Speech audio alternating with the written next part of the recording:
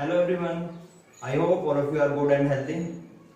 तो जैसा कि आपको पता है, कल प्रधानमंत्री जी ने एक अनाउंसमेंट किया था, बोला था कि स्वदेशी अपनाइए। स्वदेशी अपनाने से क्या होगा, it will help our economy to boost up, ठीक है ना, ये हमारी इकोनॉमी को बढ़ाएगा। तो प्लीज मेरे भी आपसे एक रिक्वेस्ट है कि आप भी स्वदेशी अपनाइए, ठीक है ना। ज़्यादा से ज़्यादा कोशिश करिए कि स्वदेशी आइटम ही आप जो है घर में खरीदें, यूज करें। ओके, तो लास्ट क्लास में हमने प्रोनाउन पढ़ा था। प्रोनाउन क्या पढ़ा था हमने? Personal pronoun. उसी क्लास को आगे बढ़ाते हुए आज हम पढ़ेंगे प्रोनाउन के अगले टाइप्स, ठीक है। उससे पहले वही वोकैबुलरी पोर्शन करेंगे जो हम रेगुलरली करते आ रहे हैं, जो कि बहुत इंपॉर्टेंट है एग्जाम्स की नजरिए से, ठीक है। तो पहला इडियम है अ व्हाइट एलिफेंट, ठीक है। इसका मतलब क्या हो गया? A white elephant. White elephant क्या है? रेयरली मिलते हैं और वे क्या होते हैं, काफी कॉस्टली होते हैं, ठीक है ना। और इनका जो देखभाल है ना, उतना ही ज्यादा बहुत डिफिकल्ट होता है उनको, मतलब देखभाल करना उनका। तो क्या हो गया, इसका मीनिंग हो गया कॉस्टली एंड ट्रबलसम पोजीशन, मतलब ऐसा पोजीशन जो काफी महंगा भी है और डिफिकल्ट भी है,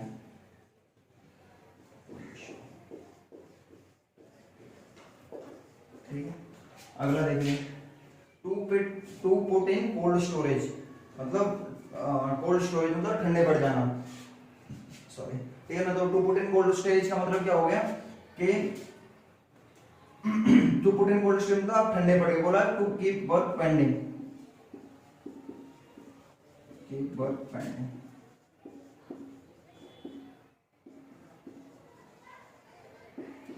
नेक्स्ट रीडिंग देखिए, take the bull by horns.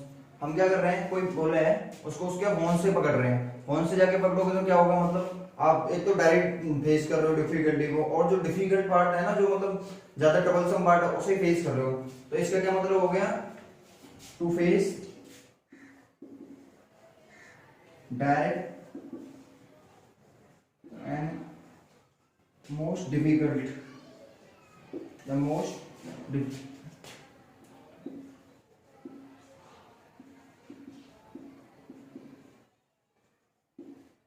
Most difficult बोल दो या डेंजरस बोल दो, पार्ट ऑफ डिफिकल्टी, ठीक है ना। कोई भी डिफिकल्टी है, कोई भी परेशानी है, उसका हम जो भी डेंजरस है ना, और जो डायरेक्ट पोर्शन है उसे हम फेस कर रहे हैं, मतलब किसी परेशानी को सीधा फेस कर रहे हैं, ठीक है। ये अगला है idiom, burn a candle at both hands. Burn a candle at both hands मतलब क्या है, कोई कैंडल है उसको हम दोनों साइड से जला रहे हैं, तो वो क्या है, कैंडल जल्दी मतलब जल जाएगा। इसका मीनिंग हो गया टू वेस्ट मनी,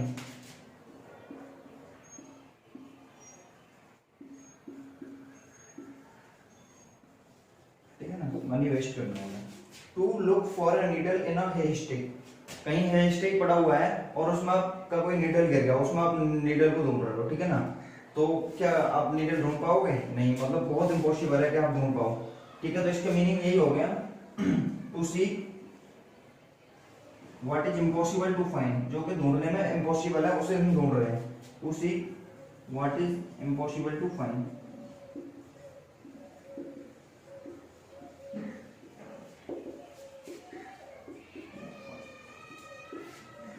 लिखिए, काफी इंपॉर्टेंट है, जैसे कि मैं डेली बोल रहा हूँ आपको, इसका नोट बनाइए, ठीक है ना। ये इडियम्स पक्का है आपका, कोई ना कोई फंसेगा एग्जाम में।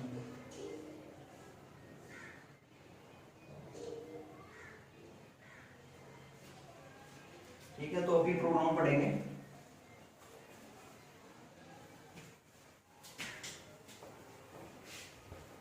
प्रोनाउन का एक पार्ट हमने कर लिया था, वो था पर्सनल प्रोनाउन, ठीक है। पर्सनल प्रोनाउन क्या होता था, वो जो है किसी पर्सन को रिलेट करता था और जो रिप्लेस करता था प्रॉपर नाउन को, ठीक है ना। इसके मैंने साथ ये बताए थे टाइप, जो कि मतलब जैसे आई, वी, यू,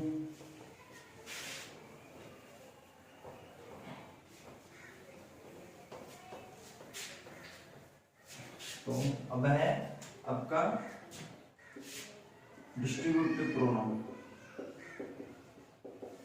अगला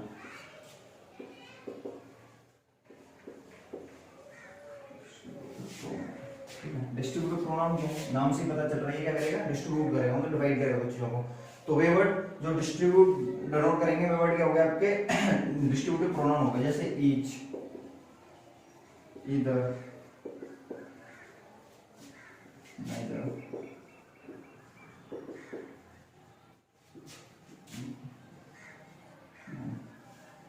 ठीक है। ये वर्ड क्या है, डिस्ट्रीब्यूटिव प्रोनाउन है। इनमें से मतलब क्या होगा कि डिस्ट्रीब्यूट करने का काम करेगा। जैसे मैं बोलता हूँ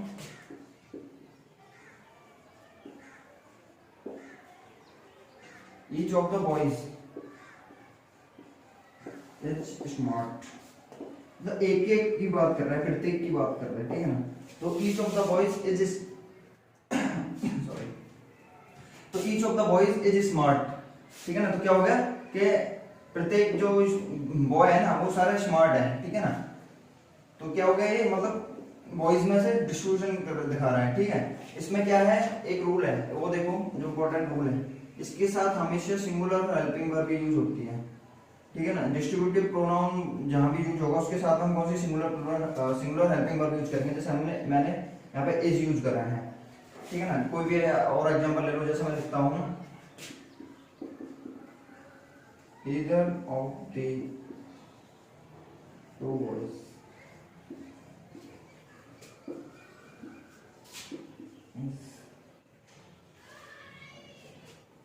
either of the two boys is poor, ठीक है। फिर मैंने यहाँ क्या यूज करा, हेल्पिंग वर्ब जो है इज यूज करा।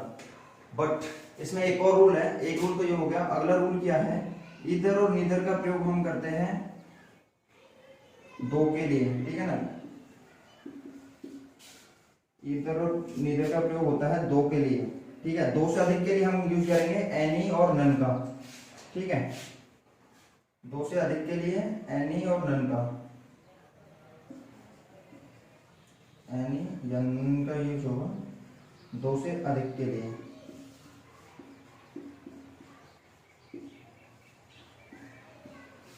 ये तीनों रूल लिख लेना, एक रूल और है इसमें इंपॉर्टेंट है, ठीक है ना।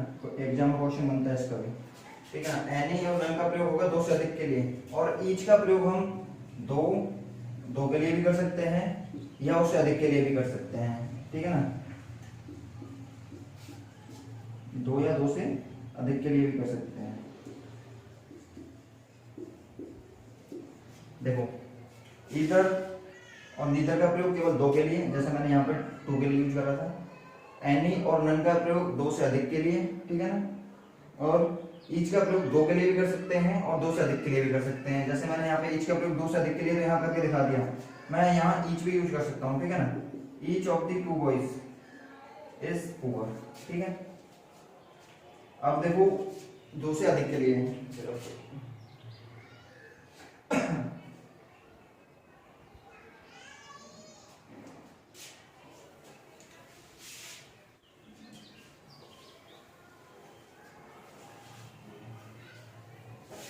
देखो दो से अधिक के लिए, जैसे मैं बोलता हूँ either of the five girls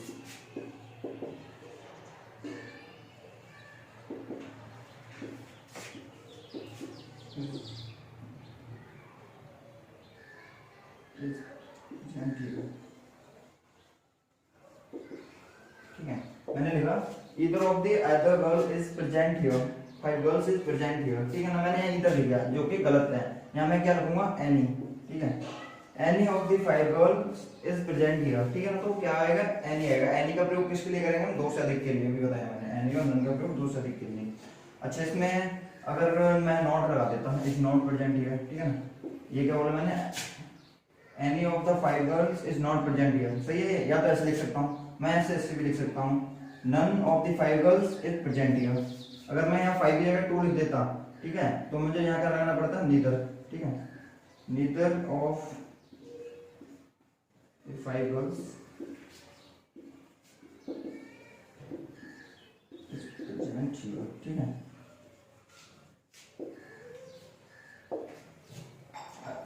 समझ में आया होगा। इसमें एक चीज और बताऊंगा,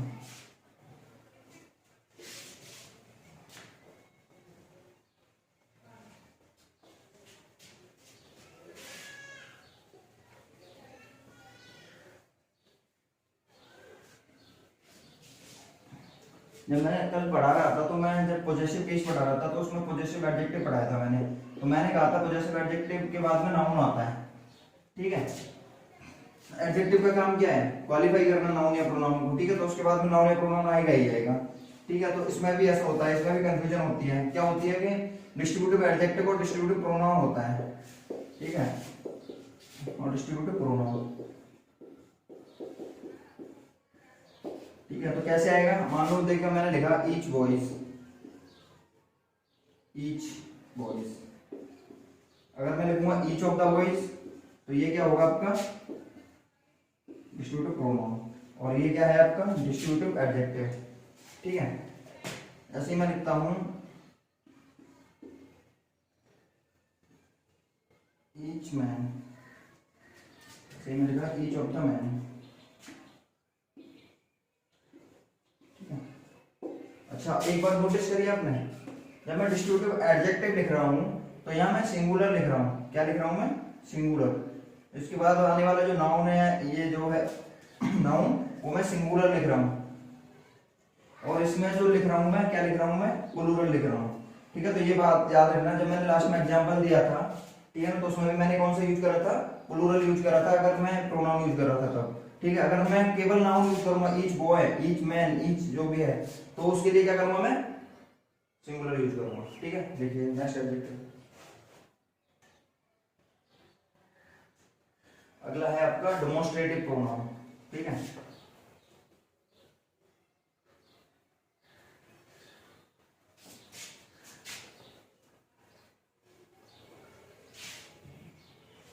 कौन सा है अगला, डेमोन्स्ट्रेटिव प्रोनाउन,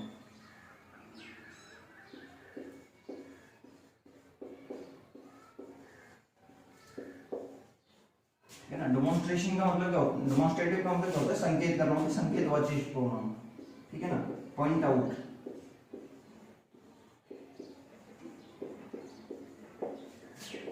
ठीक है। पॉइंट आउट करने वाले वर्ड हैं केवल इसमें 4, ठीक है। कौन कौन से हैं, पहला है दिस, ठीक है, दूसरा है दैट, अगला है दीज, दूसरा है दोस, ठीक है। दिस का प्रयोग हम जो है, इन दोनों का प्रयोग हम जो है करते हैं नियर वाली चीज के लिए, ठीक है ना। अगर हम किसी पास में रखी हुई चीज के लिए संकेत कर रहे हैं तो हम यूज करेंगे इन दोनों को, ठीक है, दिस या दोज को, ठीक है। पास वाली चीज के लिए संकेत कर रहे हैं तो हम यूज करेंगे दिस या दोज को। अगर हम दूर वाली चीज को संकेत कर रहे हैं तो हम करेंगे दीज है, सॉरी, दिस या दीज को, अगर पास वाली चीज को संकेत कर रहे हैं। अगर दूर वाली चीज को संकेत कर रहे हैं तो हम क्या करेंगे, दैट या दोज को, ठीक है ना, फार के लिए। अच्छा इनमें से सिंगुलर के लिए कैसे यूज करेंगे, प्लूरल के कैसे यूज करेंगे, तो दिस और दैट को करेंगे सिंगुलर के लिए यूज, ठीक है। और जो है दोज और दीज को करेंगे हम प्लूरल के लिए यूज, ठीक है, किसके लिए, प्लूरल के लिए। अच्छा एग्जांपल देखो, जैसे दिस इज माय बुक, और दोज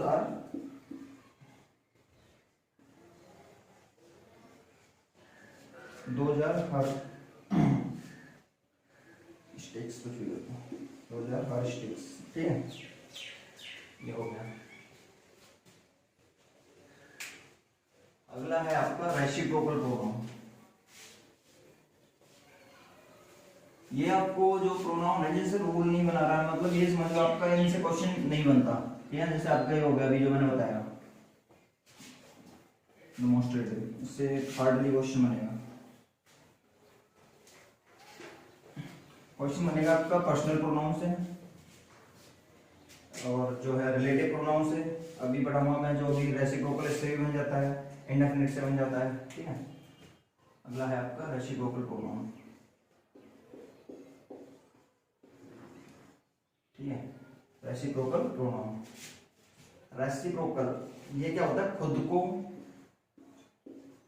अपने आप को, ठीक है ना, ये सब मतलब शो करने के लिए सॉरी।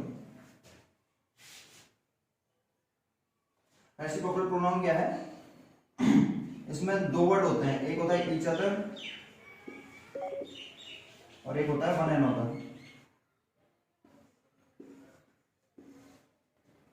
होता है ईच अदर और एक होता है वन अनदर। ठीक है, ईच अदर का प्रयोग हम क्या करते हैं, दो के लिए करते हैं। वन अनदर का प्रयोग क्या करते हैं, हम दो से अधिक के लिए करते हैं। ठीक है,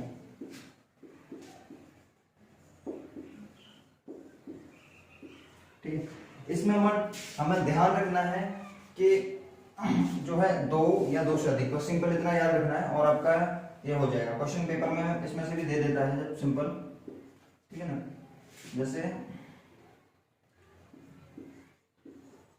Reena and Meena are quarreling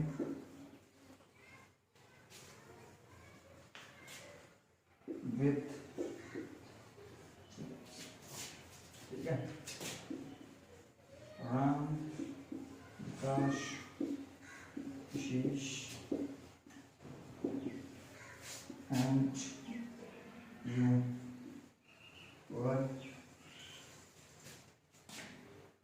gambling. Sorry. You were beating. ठीक है, तो अब बताइए मेरे को इसमें क्या आएगा और इसमें क्या आएगा। ठीक है, पहले सेंटेंस में क्या आएगा, दूसरे सेंटेंस में क्या आएगा। Reena and Meena are quarrelling with each other, क्योंकि दो है, दो के लिए ईच अदर। ठीक है, राम, विकास, आशीष एंड यू वर बीटिंग, क्या आएगा, वन एंड अदर, दो से अधिक के लिए।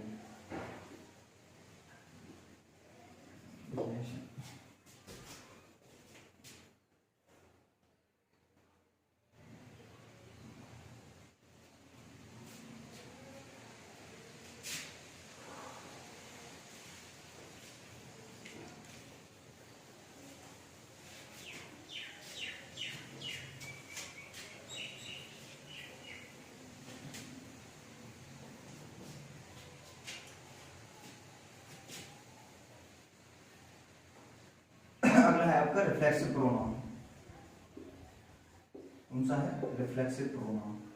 ठीक है ना, रिफ्लेक्सिव का प्रयोग होता है खुद के लिए, अपने आप के लिए, ठीक है ना, एक्सेट्रा। ठीक है, मतलब जो अपने आप को जो डिनोट करे वो खुद के लिए वर्ड यूज होते हैं। जैसे इसमें लगाते हैं हम सेल्फ या सेल्स। ठीक है, तो आपको देखने से ही पता चल रहा है, सेल्स हो गया प्लूरल और सेल्फ हो गया सिंगुलर। तो सिंगुलर के साथ में हम सेल्फ यूज करेंगे और प्लूरल के साथ में सेल्स यूज करेंगे। अच्छा, सेल्फ और सेल्स यूज कहाँ करते हैं, जो हमने आपने पढ़ाया था पर्सनल प्रोनाउन। ठीक है, उसके केसेस पढ़ाए थे मैंने। ठीक है ना, subjective case, objective case, possessive case. ठीक है ना, तो उनमें यूज करते हैं। जो फर्स्ट एंड सेकंड पर्सन है, जो फर्स्ट और सेकंड पर्सन है उसके तो जो पॉजिटिव केस है उसमें यूज करते हैं। अच्छा जी, और जो थर्ड पर्सन है उसका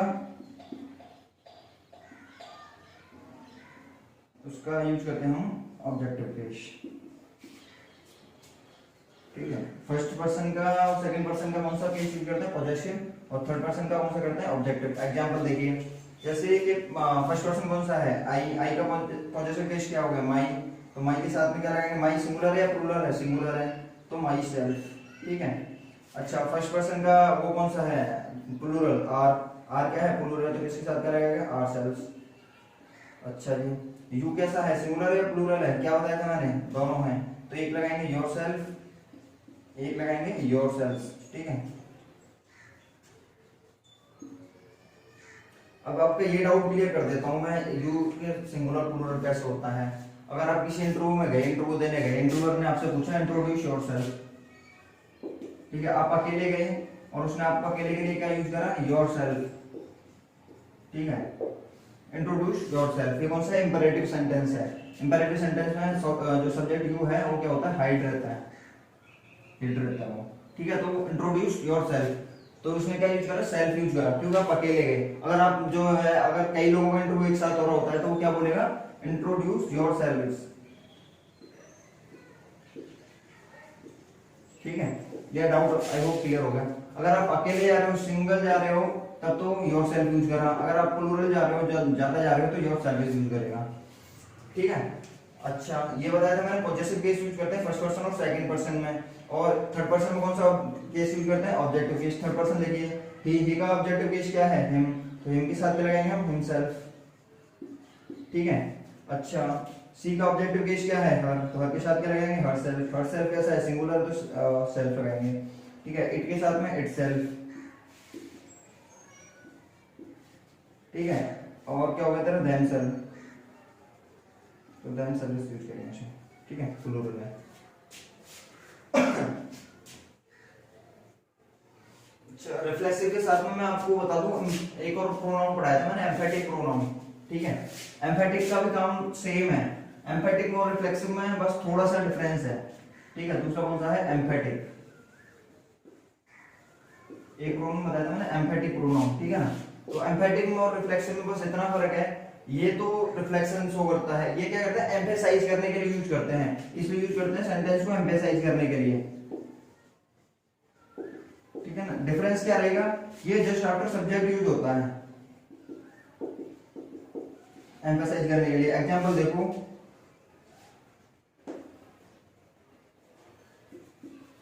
आई myself saw her there, ये क्या बोल रहा है, I myself saw her there, मैंने उसे खुद देखा था वहां पे, ठीक है ना। तो मतलब एम्फेसाइज करने के लिए अगर मैं यूज करता, I saw her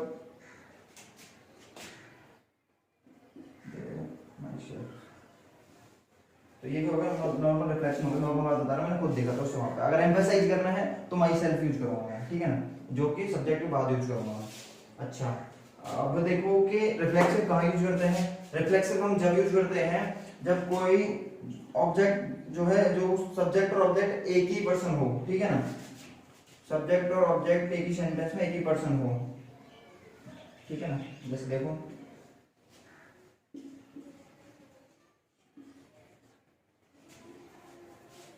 Ram introduced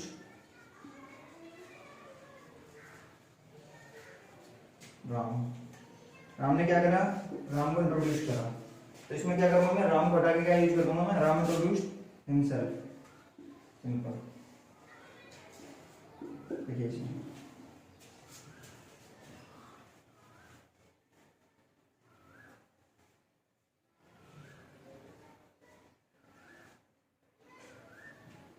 ठीक है। एक चीज और है, इन दोनों का प्रयोग हम कभी सब्जेक्ट के एज ए सब्जेक्ट के रूप में नहीं करते हैं, ठीक है ना, एज ए सब्जेक्ट यूज नहीं होते हैं। जैसे मैं लिखता हूं, एज ए सब्जेक्ट नहीं यूज होते, ठीक है। ये लिख लो भी, एक रूल और है, जो कि ये दोनों एज ए सब्जेक्ट यूज नहीं होते हैं। जैसे मैं एग्जांपल लिखता हूं, माई सेल्फ इज हरीश पाठक, ये गलत है, ठीक है ना। इसीलिए ये बताते हैं कि बोला माई सेल्फ यूज करना गलत है, लेकिन कोई ये नहीं बताता क्यों गलत है, क्योंकि रिफ्लेक्सिव प्रोनाउन का जो है यूज हम वहां कर सकते हैं जहां जो सब्जेक्ट और ऑब्जेक्ट नहीं दिया, तो वहां पे से एज ऑब्जेक्ट यूज कर सकते हैं, जो मतलब एक ही पर्सन है, सब्जेक्ट और ऑब्जेक्ट एक ही पर्सन है, तो एज ऑब्जेक्ट इसको यूज कर सकते हैं, लेकिन एज ए सब्जेक्ट इसको यूज नहीं कर सकते। तो इसे हम ऐसे बना सकते हैं, I am Harish Pathak, my name is Harish Pathak, but my self is Harish Pathak is गलत, ठीक है ना, ये गलत है।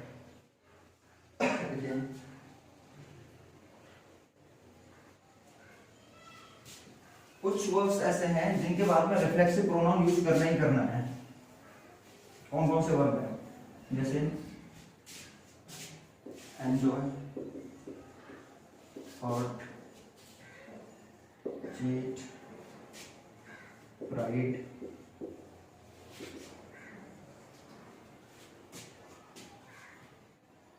प्राइड हो गया, बिजी, डिजाइन,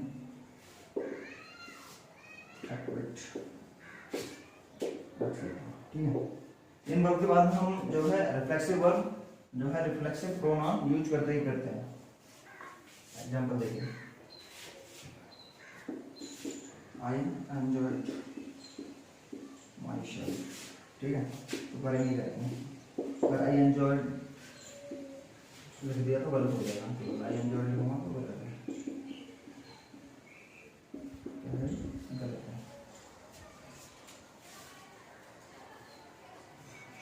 कुछ लोग ऐसे